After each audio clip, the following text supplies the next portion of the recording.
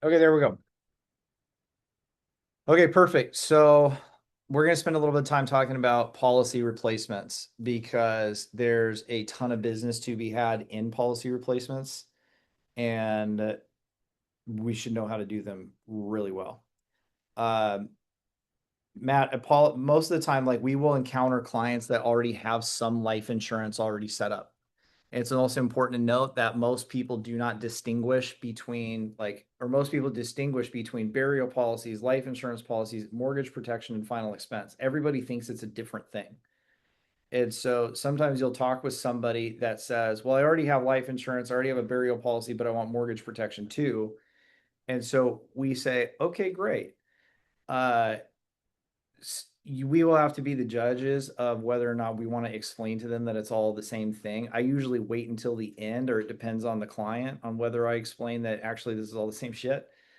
Um, but if we have a client that says, well, I have life insurance, or I'm looking for life insurance, also mortgage protection, that's a client where I'm like, okay, well, hey, let me let you in on a little known secret.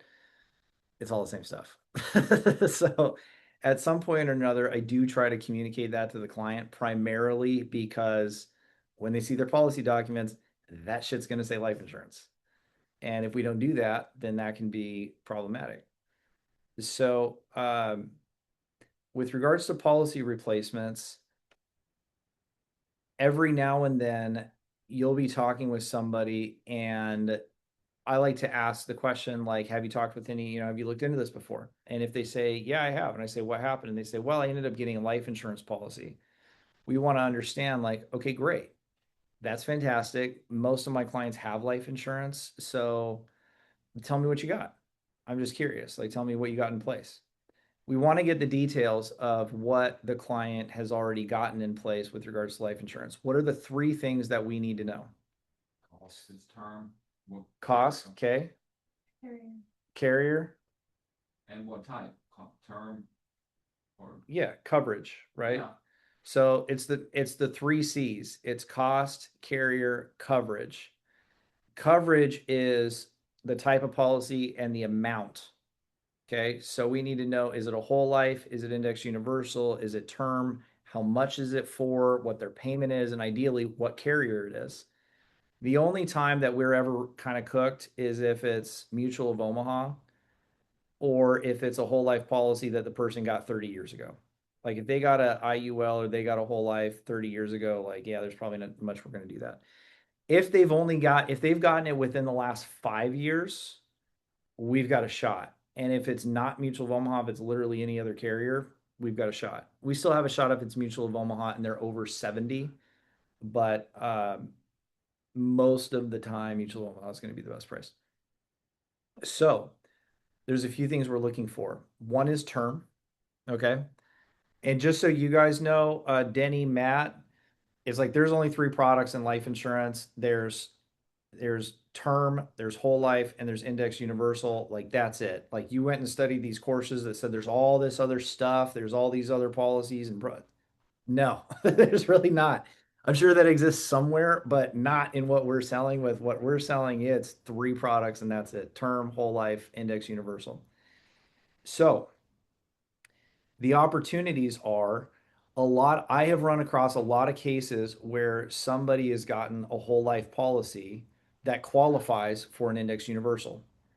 Okay. And something important, Matt, Denny, for you guys to know is like whole life is the most expensive policy on a monthly basis. Index universal is in the middle, term is the cheapest. Whole life and universal are permanent, term is temporary. So what we're going to talk about is A, how do we flip a whole life policy? B, how do we flip a term policy? C, how do we flip any policy? Okay. Few things to understand. One, whomever we're speaking with, they could have got this policy 2, 3 years ago, and their health conditions may have made it such that that's all they could qualify for. Right. So, like, for example, let's say a person had prostate cancer 13 years ago, but they got this policy 5 years ago and they've got a whole life policy. What we know is that that person now qualifies for a universal, which is going to be more coverage at a lower cost, right? So that's an angle. So people's health changes, and sometimes people have a very serious health condition, and then enough time has gone by that now it opens up the underwriting criteria so that they qualify for something today that they didn't qualify for before.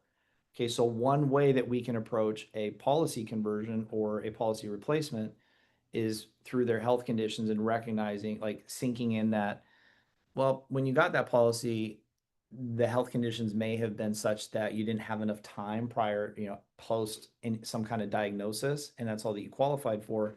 But now that it's been a few years, there's probably more programs available to you, right? So that's one angle. Does that make sense? Yeah. Okay. Let me write down exactly how we're going to do this. So we've got whole, we got term, we got any policy, any. So you get somebody that's got a whole life, right? The first thing to know is that sometimes people don't shop. Sometimes people just look online and they see Northwestern Mutual or Mass Mutual, or they see some company and they just call that company and apply, and that's how they buy life insurance, right? Sometimes that company doesn't even offer Index Universal. Okay, they could be super healthy and end up with a Royal Neighbors whole life policy because they just didn't know any better. So, like, just because someone has a whole life policy, we cannot assume that they will only qualify for whole life. And just know that if they got a whole life policy, if we can get through this FI and find out like they qualify for universal, that's an easy sell. So, the challenges that we run into on that are going to be that people prefer a familiar hell over an unfamiliar heaven. And so, like, we have to be conscious of building our credibility with them, and then also selling the credibility of whatever company we're going to refer them to. And we can do that by sprinkling things in, right? So, like, if we know we're going to be going to a policy replacement, and we know, like, if we've gotten through the we've gotten through the health part of the FI, we've seen that we know what they're going to qualify for, then we could say, well, so there's about 40 different carriers out there. Like, if, like, let's say that they're going to qualify for Foresters SUL. There's a ton of different carriers out there. There's like 48 rated carriers, but some stand above the others. Like, for example, there's Foresters. It's been around for 150 years, and they're kind of the gold standard of insurance.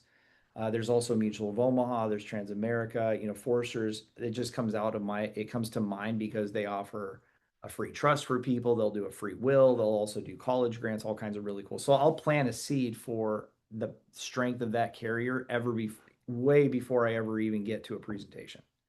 I'm going to start building value for the carrier that I'm going to try to flip them to well before I actually try to flip the policy. Does that make sense? A lot of what you'll find in insurance is it's about the setup.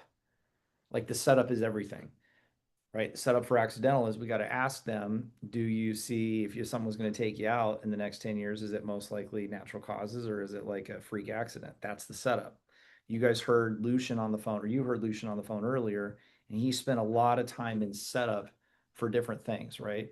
Setting up healthy person's window, living benefits, and even with a close, there's a ton of time spent in setup leading to the close to get the person in a mental and emotional state that they're likely to make a positive buying decision. So when we're thinking about a policy replacement, we have to understand and know that this person doesn't know the credibility of these companies. They don't even know, they probably never even heard of Foresters before. So we need to build that credibility and kind of hype up Foresters before we get to a point that, like, oh my gosh, I can't believe we qualified for Foresters. Look at this. We can save you this much money just by going to this carrier who's one of the best in the world. Does that make sense? Tracking so far? Okay. So cost, coverage, carrier. That's going to tell us, do they have whole life? How much is it? What's their payment? And what carrier are they with? And those are all things that we can attack. Okay. So one angle to attack it is cost basis. How much are they paying per month? Per thousand is one way to think about it. So you can say they got a $10,000 policy and they're paying $100 a month. That's $10 per thousand, right? You just divide cost by coverage, and you'll get a dollar amount. So then you should know in the back of your head, like, universal life, guys, is like $6 to $7 per thousand, sometimes 5, depending on age. Most whole life is like $8 and up. So just know that, like, if they got a whole life and they can qualify for universal, you can save them money, like, period, the end. Those are usually the easiest to flip. The other way to flip it is by saying, hey, here's the talk track. So this is what to pay attention to.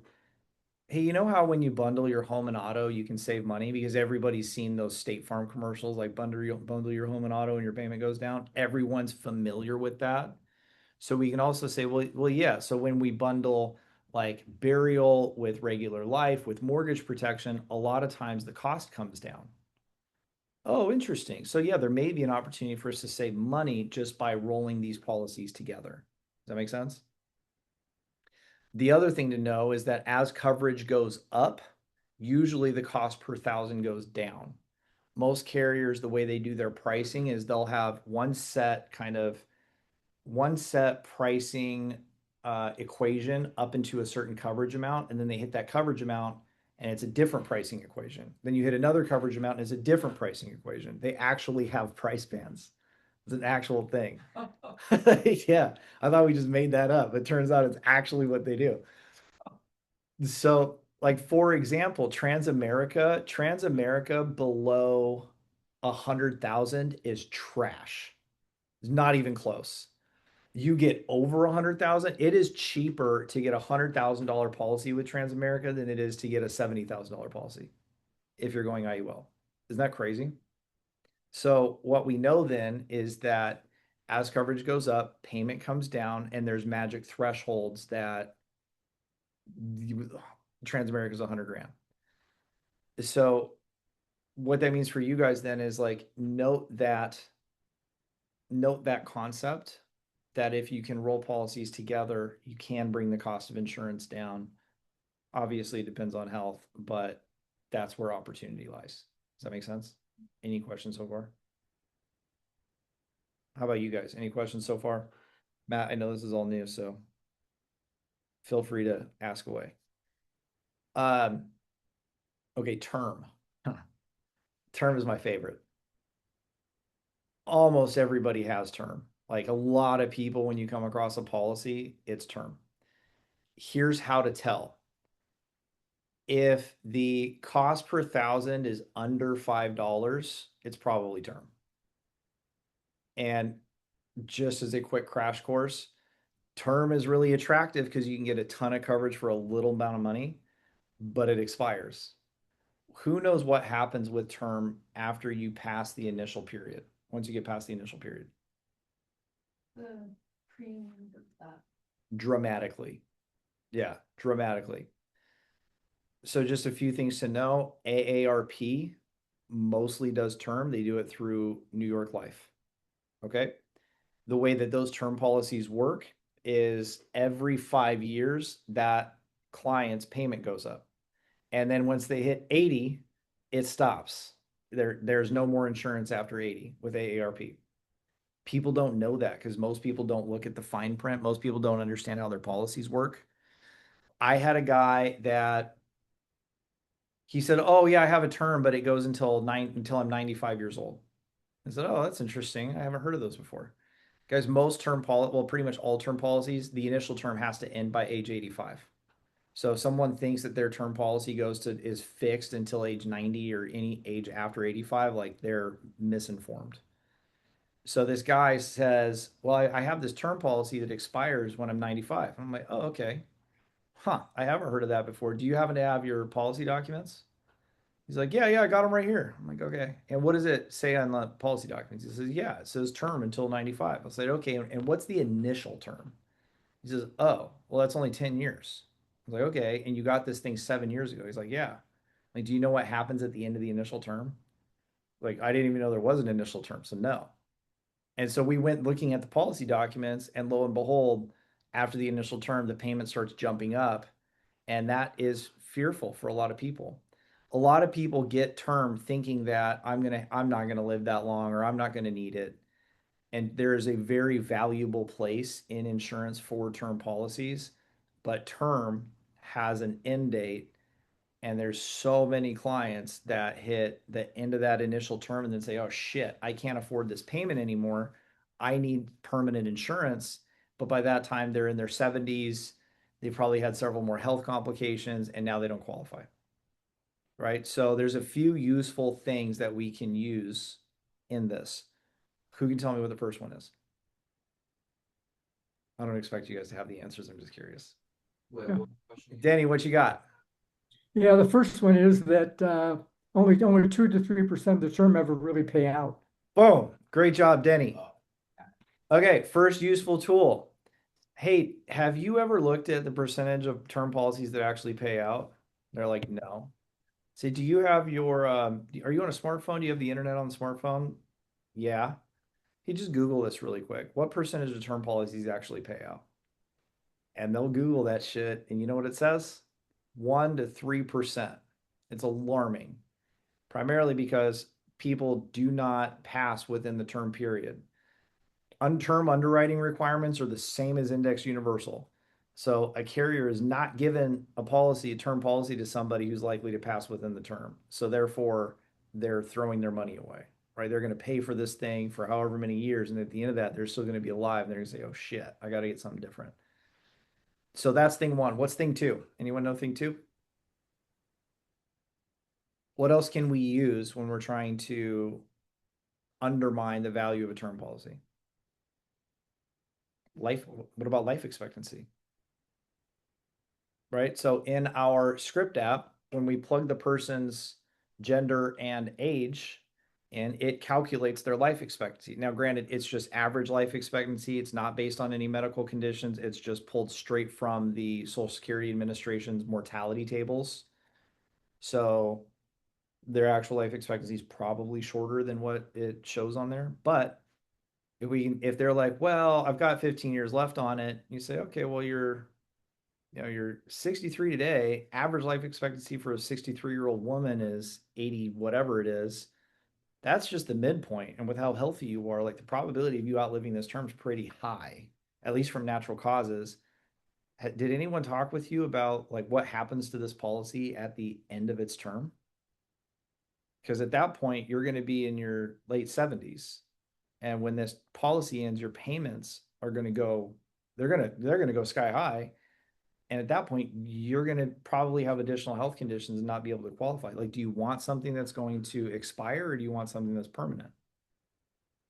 So these are things that we can use in flipping those policies. What I usually try to do with the term is I try to undermine term by asking the what if question. So what happens if you live past 83? Like average life expectancy for someone your age is 86. What happens if you're above average? Are you above average? Everyone thinks they're above average. Everyone thinks they're above average. Okay, so if average is 86 and this thing ends at 83, like what's the game plan? And then a lot of people are like, I don't know. I haven't really thought about that. And so right then and there, now we got our hooks in, like now we've just created doubt in their existing policy, and then that's ripe for flipping that thing.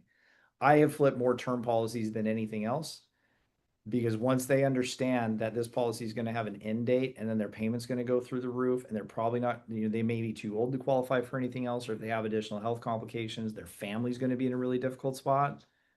That gets pretty easy. Does that make sense? Okay. Before we move on from that, what questions are coming up from you guys? I know, Kat, you've encountered policy replacements. Chris, CJ, you guys may not have yet.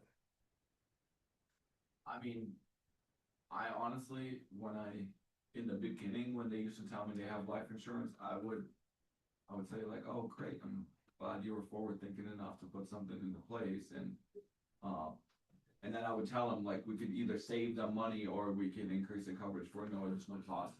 And what I found is that like, if I put that off till late in the FI, they're so invested that like, I don't like to mention it early on that we can replace or. Don't. Yeah. This is it. So I don't know if you guys heard what Chris was saying. What Chris is saying is that he finds that if we attack the policy too early in the conversation, we get more pushback, which is 100% true.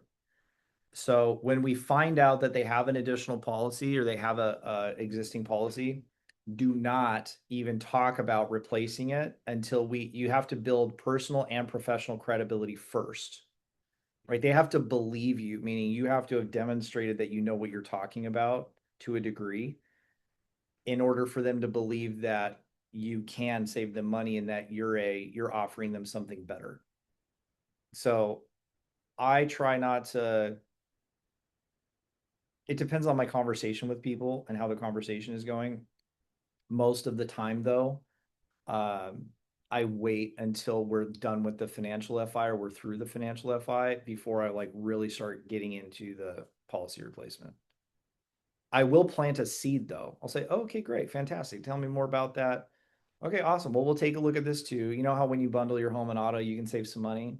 Yeah, sometimes it works like that here as well, where if you bundle mortgage protection, final expense, and your life insurance, the cost goes down because as coverage goes up, cost per thousand goes down. So we might be able to save some money there. We don't need to worry about that right now, but I'll take a look at that for us, okay? And then I move on. And then I don't come back to that until we're at like damn near ready to close. Like I don't come back to that until we're like kind of talking through strategy and case design and like what this thing should do.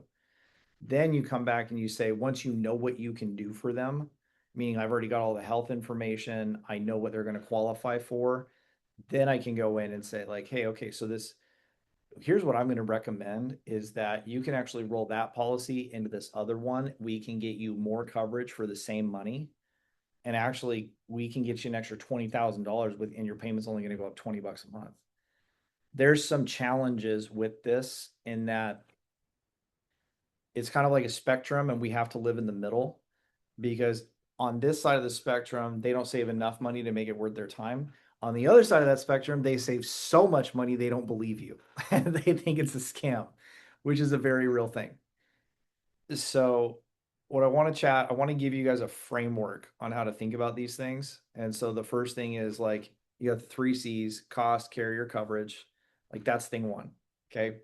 Thing two is if it's term, if they have term, don't attack it right away. Wait until you get further into the why and wait until you've built professional rapport and you can start asking more real questions about what's the plan. So the way that we attack term is one, we undermine the probability that's going to pay out. We do that in two ways. We do that first with I go life expectancy. Second, I go the percentage that actually pays out. Okay. Then we build fear in what happens if you live past the initial term without something else. Like term should be part of the strategy, shouldn't be the whole strategy. I'm a big believer in having term as this should cover this portion of risk until this part, like this planning horizon, and then after that, we have to have something permanent there. Like Greg had a case that he was asking me about where he's got a woman that I think she's got like 15 years or 13 years left on her mortgage, and she's in her, I think she's like 62 or 63. Oh, here he is. And so the question I asked Greg was, okay, well, we need to ask her if she wants any coverage after the home is paid off. Like, does she want some money that's going to protect the family, pay for her final expenses, help the family with the sale of the home, or just build additional inheritance? If we can find that out, that's the amount we should have on permanent, right? And then we can cover the mortgage with term and keep her budget down. So we can, like, term is great if we can layer them, but we attack one, the probability of it paying out, two, the probability of them outliving it, and then three, the fear of what happens if they outlive it. And those three things, like they'll start to see really quickly that like term is, that shouldn't be the whole strategy. The fourth thing we can do is we can use social evidence, which is something very simple.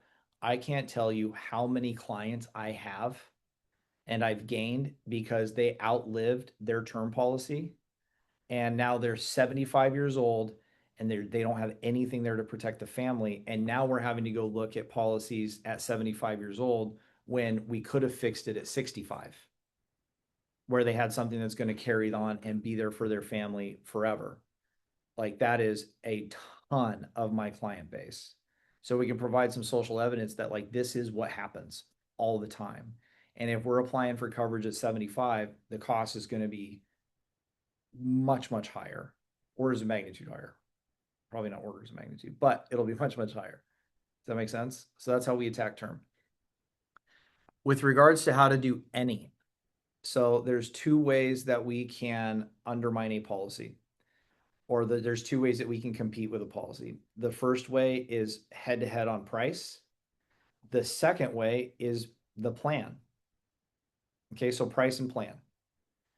Price is very simple. It's they got 28,000 in coverage from one carrier. Can we get them 28,000 from another carrier for less? Like that's pretty straightforward, right? So if it's like a whole or they got a universal or whatever, or they have a whole life they can't qualify for universal, one way to attack it is just comparing apples to apples. So we're just attacking the price. I can get you the same thing for cheaper with a different carrier. That's pretty straightforward, but sometimes you can't do that. Okay, so sometimes if we can attack it on price, then we can't have them compare apples to apples. We need it to be apples to oranges. And so in that instance, we have to attack the plan. Does that make sense? Okay. So how do we attack the plan? Asking what that existing policy's job is. Perfect. Okay, great. And so tell me like what's that policy like what job does that policy have? For those of you that are just joining us, every policy should have at least one job. Okay. And if it doesn't have a job, that means we don't have a plan. And if we don't have a plan, we're either underinsured or we're overinsured. Both are bad. If that client doesn't know what the purpose of that policy is and exactly what it's going to do, they are overinsured or they are underinsured. It's highly unlikely that that agent just randomly happened to hit the nail on the head. So that's exactly right, Kat. So what are the jobs that this policy has? Usually the policy will have 3 to 5, depending on the circumstances. What jobs does your policy have? Well, I don't know. Okay. I hear that a lot. There's a lot of new agents out there that don't really understand the purpose of life insurance and what it's supposed to do for the family. And so they end up just throwing out a dollar amount. Like, why did you get this much? Like, why 28,000 in coverage? Why not 33? Well, I don't know. That's just what the agent gave me, is what most people will say. When we hear that, our ears should perk up a little bit. We should just get a little excited because that means like this guy has no idea what his plan is. His wife doesn't know what the plan is. It hasn't been thought through. And so our angle then is case design, right? We undermine the plan. So, okay, well, hey, let's just talk through it. So first and foremost, and they would have already shared with you the why, like why they're doing this. If it's for the kids and I talk to somebody and they've got 24 months of mortgage payments, it's like, okay, well, why 24 months? Like if you're just trying to leave the house for the kids, like why do you need it to cover the mortgage for 24 months? Well, I don't know. That's just what the guy gave me because most young agents are selling, well, I can get you 2 years or, a year and a half or 3 years. And we say, okay, well, now would it take the kids 2 years to sell the house? Probably. I mean, like honestly, like would it take 2 years? I mean, like the average time on market's only 74 to 90 days. Like why 2 years? It sounds to me like you might be overpaying. But okay, well, let's take a look at, well, what about home maintenance and preparation? Like, what about money that needs to go into the home? Is there anything set aside for that? Well, no, it's just going to cover 2 years. Okay, well, maybe 2 years. Like if we back that down to 15 months, maybe we have some there. Oh, but wait, if we add 10,000 to that, the numbers don't match up. So very quickly, we can design a plan for them that's a different coverage amount than what they have. Right now, getting them, all we need to do is get them to buy into our plan versus what they currently have. Does that make sense? And so then in case design, we're talking through final expenses, we're talking through the mortgage payments, we're talking through home maintenance and prep, we're talking through travel and moving, and we're talking through emergencies. All of those 5 things, we probably are going to want the policy to do. So if we can get the client then into the case design, then we get them signed on to our plan.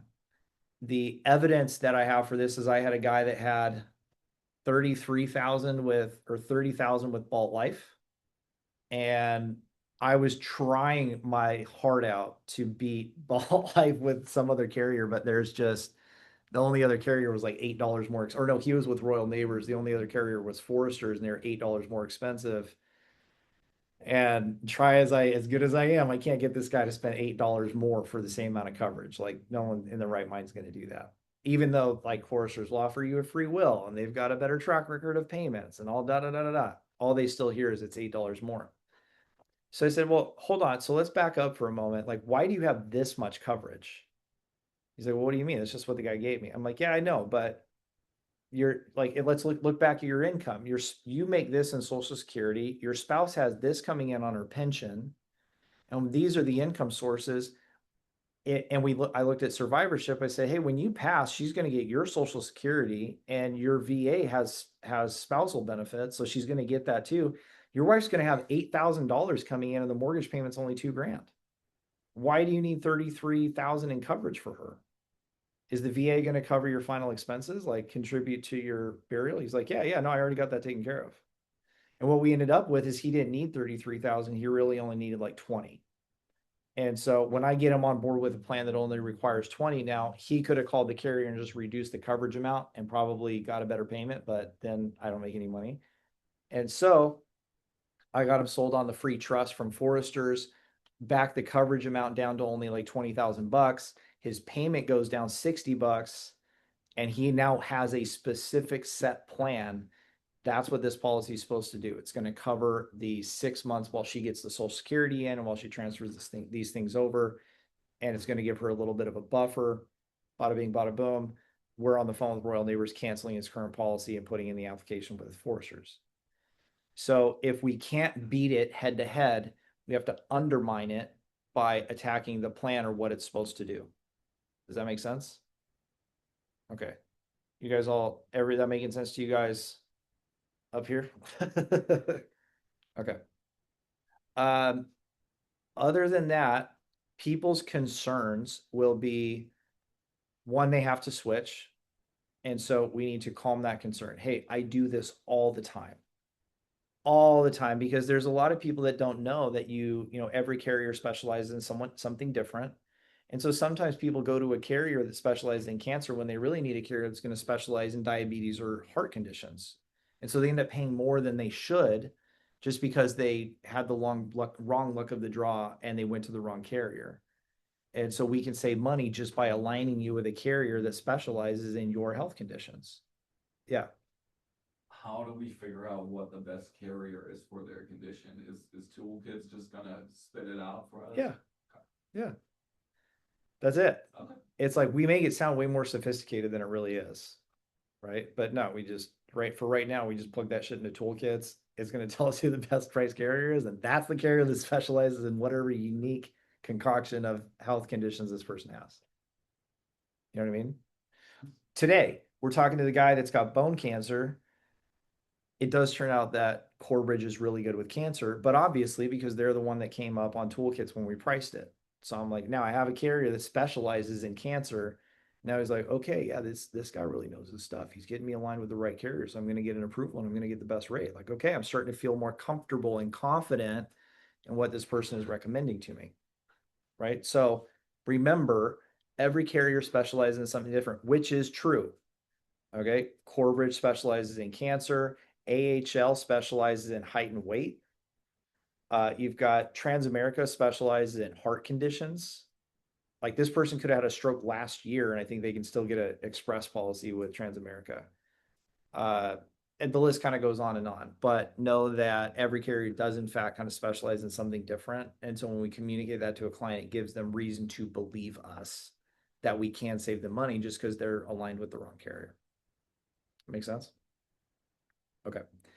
Other things they're going to be concerned about is, well, what about, like, I'm not going to get hit with double payments, am I?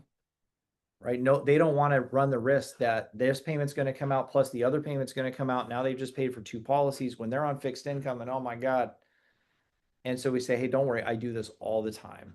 There's a lot of young agents out there that just don't understand how to match people with carriers, and or they're in it for themselves and they place them with a carrier because that carrier is going to pay them a higher commission. The reason that I'm here is I got in this business to help people. And so let me help you with this. So here's what we do. When we submit the application, we're going to stipulate that your payment will come out on the day that your other payment would have drafted. So when does your other payment draft? Oh, it drafts on the 4th. Okay, great. So that's going to be when this policy starts. Now, you'll get an instance where the payment comes out tomorrow, or it comes out in the next 7 days. And the way that carriers work is they will start the EFT process 3 to 5 business days in advance. So if you don't have that policy canceled at least 3 business days, some cases 5, before the payment's going to come out, like that payment's going to draft anyway. Okay. So then we say, okay, well, we're not going to have our approval in place. We're not going to have this ready to go. And what if we get declined? So what do?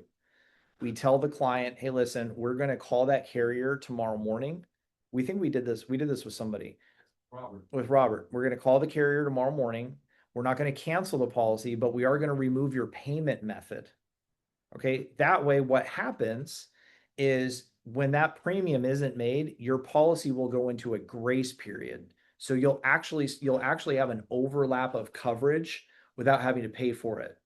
But we do that. So in some odd case, let's say there's some unforeseen thing on your medical records and we can't get you what we think we can get you, then all you can do is you just go back, you make the payment, put the payment information back in, and it's as if nothing ever happened.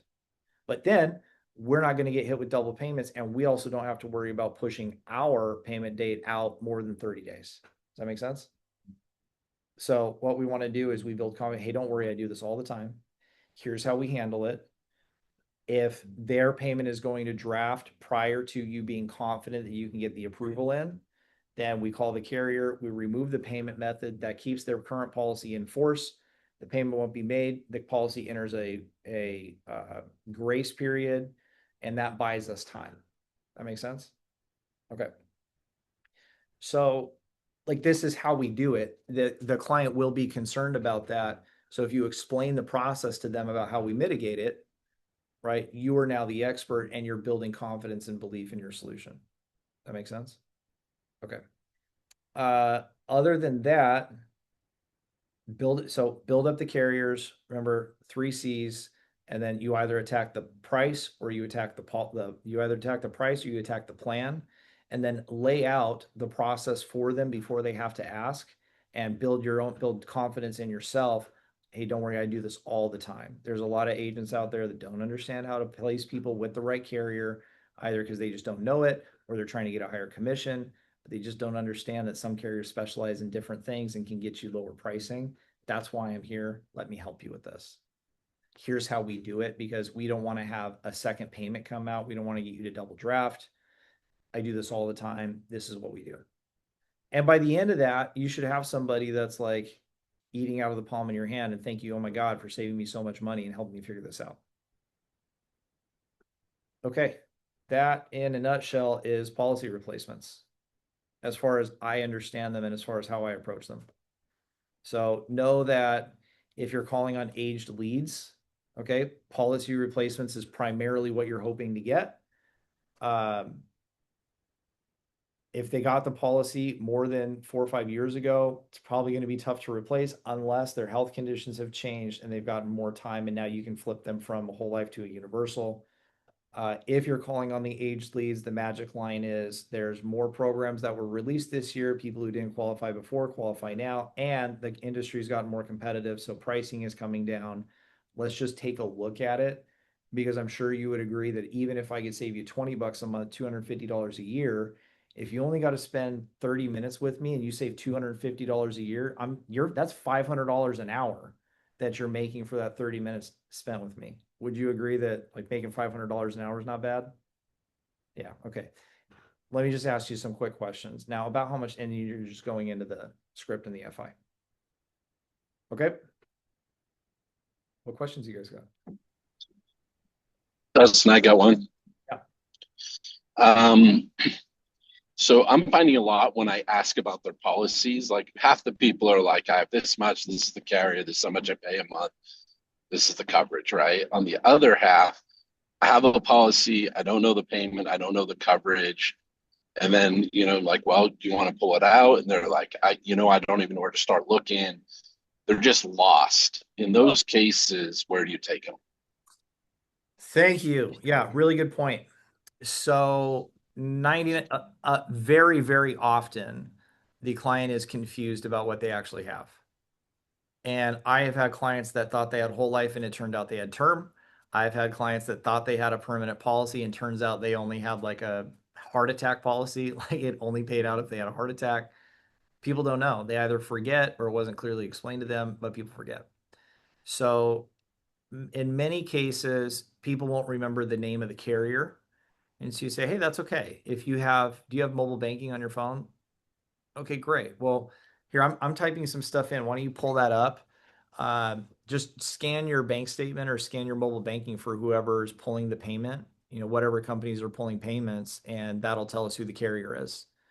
If they don't have their policy documents and they can't remember what in the world they have, you call the carrier with them. Hey, that's okay. I think that here's the talk track is okay. First things first, like I think we need to figure out exactly what you have. Like I'm going to do some work on my end in looking and see what options are available to us. But let's call it tomorrow morning. Use this line. I'll have my assistant call, okay, and sit on hold. And then as soon as we have someone on the phone, I will call you, patch you in, and then the carrier will tell us directly exactly what we have. That way, we know exactly what's in place. I'm sure you would agree it's better to know today than find out and get a surprise 5 years from now, isn't it? Yeah. Okay. Yeah. I'm going to work on this. Let's call them tomorrow morning. What's a good time for you? And then you just call the carrier with them. It's also really powerful because when they hear it from the carrier, like there's really no arguing with that. Like you could tell until you're blue in the face that, yeah, their term's going to expire. But when they hear that from a representative of whatever insurance company that, yeah, their term's going to expire on this year and then their payment's going to go up, that is an awakening for them. So, Greg, does that answer kind of your question or what you were thinking at least? Yeah, because I've been letting it go, trying to keep them on the phone instead of like getting off and setting an appointment. So Okay. now that's what I'll do going forward. It's the Yeah. nuance thing, right? When do I keep them on? When do I go forward, right? Yeah. So it just know that don't be afraid to call the carrier. The way that you do it is you call into the carrier, you sit on hold for however long. The carrier, when you get on the phone, you say, yeah, I'm not a policy holder. I have a client that has some questions about their policy. I know you're not going to talk to me directly. I'm going to call and bring that person on the line as soon as you're ready. And then the person will say, okay, great. You call your client, bring that person on. You control the conversation though. So like this is an opportunity for us to demonstrate our knowledge and just our capacity to own this. Because ultimately, like the way that we position ourselves with our clients is like, I am going to take care of all of this. Like I am your protector. I'm your family's protector. I'm here to make sure that everything's right, everything's in place, and that your family, like I'm going to be here to process this when you're gone. I'm going to take care of them. So when you're on the phone with that carrier, you own the conversation, right? That means you're asking the person, okay, what's the coverage amount? What's what's the payment? Okay, what's the initial term? Do you have an illustration of where the payment's going to go after the initial term? What are the riders that are included? Like there's pretty basic questions, but when even just you asking those questions, right, demonstrates that like you are owning it for them and they're grateful. Like that gets people to feel cared for and protected and they will follow you as a result of that, which is what we want. Also, if the carrier is giving you a cancellation, like if you're canceling a policy, like ask the carrier for a cancellation number. Okay, hey, do you have a cancellation number? Mutual of Omaha will give you one. Some carriers will, some carriers won't, but even just asking for it, it's like, okay, great. I got that written down. So like what I would do, make sure you write down the policy number, write down the start date, like when did this policy go into place? What's the current cash value? Um, what is the payment draft date? Confirm the payment amount, like basically confirm every single detail you can think of about that policy and write all that stuff down. But you want to have the policy numbers and everything else just because it's like the more information that you get about that policy, you're building a file for them. And then you're going to tell them, like, hey, even if we don't move this coverage and consolidate it, I'm still going to be the one that handles this for your family. So I have the policy numbers. I've already got that in your file. That way, when it comes time and the family has to go through the claims process on these, I'm going to handle the claims process for this policy as well. I know now I know the carrier, I know the policy number, I know who the beneficiaries are, and like people will feel they're really grateful when they feel like all my stuff is in one place with one person. And I did this for a client that the husband's 84 years old. They had some obscene amount of cover. They were paying like $900 in monthly premiums for like $40,000 in coverage. And so I couldn't, somebody got to him before me and put like three different, like two Aetna policies and an AHL policy in place before I could talk to him. And the person that put those in place made a killing on those deals. Um, and so I talked with the wife and then started talking with her about I can't attack it head to head. So let me just see if I can free up budget so that we can put more coverage on her. We ended up canceling like three of the five policies that were on him. And the way that I earned that business was calling into Aetna and AHL and writing down all the policy numbers. She didn't know where any of it was or what any of it was. I wrote down all the policy numbers, the coverage amounts, the payment amounts. And she was hitting me up for like 2 weeks with questions on policies that I didn't even write. But what happened 2 weeks ago or a week ago, she called me. She said, "Hey, some woman just called my husband Donnie. Donnie came running out to see me. I was feeding the horses, and he wanted me to give him this passcode. So I did. I asked him what he was doing. He said, "Honey, I know that we canceled these, but I really care about us having this coverage in place just for you. It's okay. I'm gonna feel better. I'm gonna sleep better if this is in place." And so she's calling me because they just did this another policy with American Home Life. And so I'm like, okay, so how can I help? What do you want me to do? And she's like, well, we want the coverage in place, but I want you to have it. She's like, I told Donnie, and we've got one person that we deal with. His name's Dustin. He handles everything. He has all of our policies. Everything's in one place. I don't want to have multiple people. So we ended up canceling the policy that they just did with this other agent and then rewriting the exact same policy on my writing number. So I'm getting the commission on that. So that's the power of just servicing the client, letting them know like I'm going to control and own all of this for you, so you don't even have to worry about it. I've got it all in one place. When that day comes, I'm going to handle everything. Like it's meaningful to people.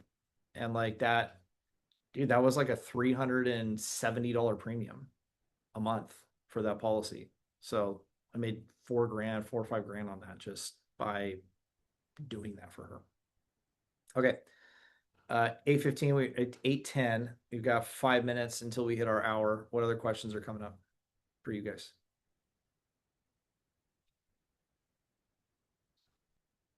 I had a lady today, she was 68, and of course she started off telling me how healthy she was, and then when we got, close, like more into the thick of it with health questions, something like 2 years ago where she had an irregular heartbeat. So I like ChatGPT'd a regular heartbeat verbiage. Like, does this sound familiar? Does this sound familiar? But I was mainly concerned about AFib, obviously. Sure. So she did take a medication that did come up as like there were like 7 indications and toolkits. One of them was AFib, one of them was high blood pressure. She swore up and down she doesn't have high blood pressure. So I put in AFib to see what would shake out. And the only carrier that came up for IUL, because I just wanted to check before I went into FEX, was Mutual of Omaha. So I was like, okay, that's interesting because I don't know much about much, but I know that Mutual of Omaha has really strict underwriting guidelines. Yeah. So then I, did the same information and for FEX, and then a bunch of carriers showed up. Yeah. And so the price difference was like, if I could get her approved for the IUL with Moo, it was 98. If she didn't get approved, then we were going just to keep apples to apples, it would be same coverage FEX with Moo, and it was like 138. And I know a way to approach that would be, but she was like super fixed budget, very budget conscious. So I know a way to approach that would be like, hey, if we can get, shoot for the fences, trying to get approval with this one specific product. So the 30,000 coverage is going to be anywhere from $98 to $138. Like I learned that in the training. Yeah. But I didn't say that out loud because I just didn't want to scare her off with the 138. Yeah. So I ended up just telling her about the IUL Moo pricing. I didn't tell her about different, like I didn't I kept it simple. But what would you have done? I would have done the thing that you were just mentioning. The I would have, 98 to 138? yeah. It's like did you guys hear what Kat just said? Denny, Matt? Okay. So it may be like maybe she gets approved at the 98. I'm always kind of like, I like to present numbers in a range. I like to give them best case scenario and kind of like worst case scenario. So that way, if we get declined on best case scenario, they don't think we're baiting and switching. So I'm always super transparent with like, hey, listen, so the underwriting system is saying that we've got a shot at this. Maybe we do. And so we're going to try for that. This is bumping up against my like uncomfortable factor because I think that maybe the system's wrong or maybe it's misreading a guideline or I don't know. So I just want to like, it's going to be either this or it's going to be somewhere between this and this. But I don't want you to think like we're going to swing for the best thing first. And if we get approved on that, awesome. But we always swing for the fences first, knowing that it's a 50-50 shot. I don't want you to feel any kind of emotional reaction. Like I don't want you to feel let down if we don't get approved for that. But I also don't want to just not apply for it when we might get approved for it. So I just want to prepare you. It's going to be somewhere in this range. Does that make sense? I'm going to present these numbers to you as a range. Okay. And so that way we know best case scenario, we do get approved happily ever after. But if we don't, we can still get this coverage amount, or we can just reduce the coverage amount a little bit to manage the payment. Okay. I just want to make sure we're on the same page as we go into that. Most of the time people appreciate just the transparency. Otherwise, if we only present the lowest option and then they don't get approved, then they think that number one, we kind of lose a little credibility because they think our job is to get them approved, right? Like that's why we're here. And if we don't get them approved, then it's like, oh, well, what's this person doing? And then if we come back to them with a payment that's like damn near 50% higher, now they feel like it's a bait and switch thing, which you've seen it happen with me like live. So